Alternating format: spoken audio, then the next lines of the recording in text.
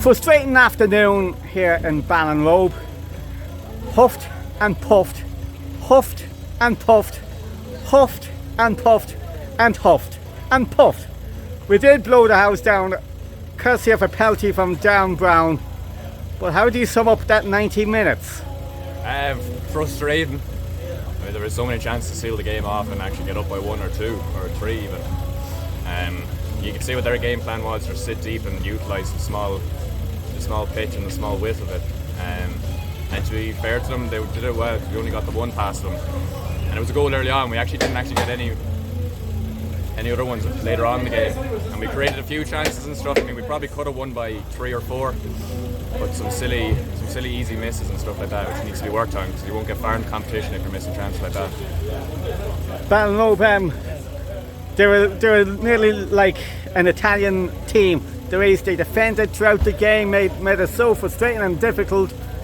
But the few occasions they did break, they did look dangerous. There was a few occasions where they caught us on the break, and it was dangerous. We were probably all so eager to score ourselves when we went forward, and we kind of left ourselves a bit exposed at the back. So there was a few occasions there where they probably could have actually taken their chances and equalised, and it kind of would have made it a far more different game for us. So next season Ballinrobe in the Super League themselves, and I think for a lot of teams that'll be coming to this ground next year, they'll be in for a fairly tough tie.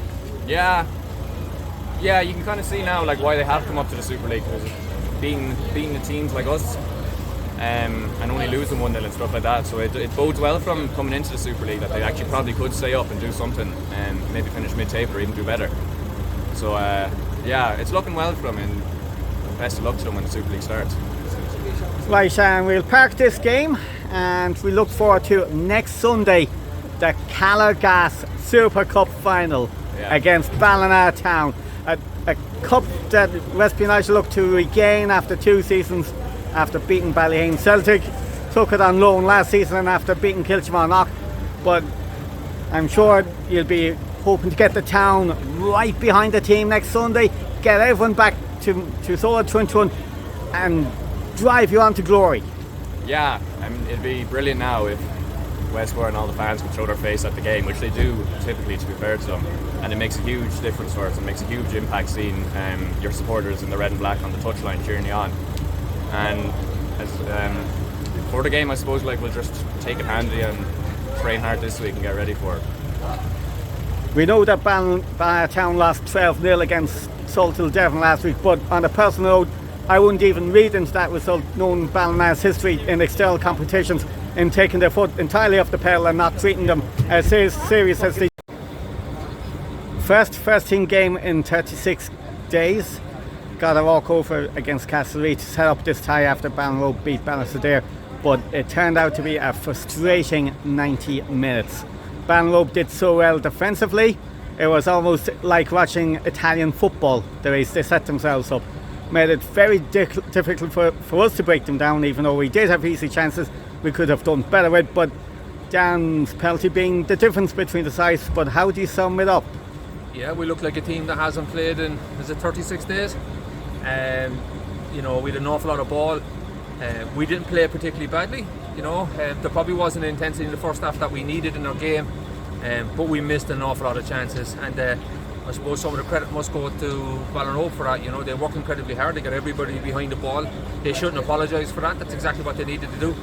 We needed to bring that extra bit of quality in order to be able to finish off an awful lot of moves and to make the game easier for ourselves, and unfortunately today we didn't, but that's good preparation for us. It's a game under our belt, and we build for next week now.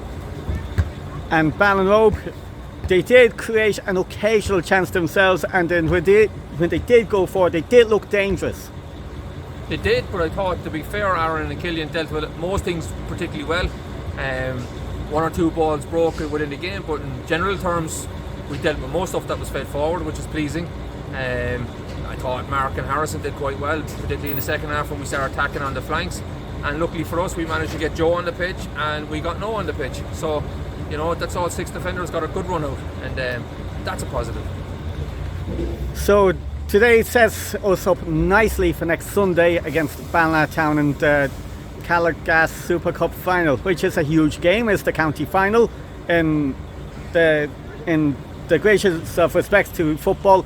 Westport are hoping to win it the second time in 3 seasons, and we all know that Ballinrobe were hammered by Salthill Devon last week, but to be honest we can't really look at that scoreline because we know historically Ballinrobe treats competitions outside of Mayo with not the same sort of respect as they treat the Mayo competition, so Ballinrobe will certainly be more up for the match next Sunday than they were last Sunday.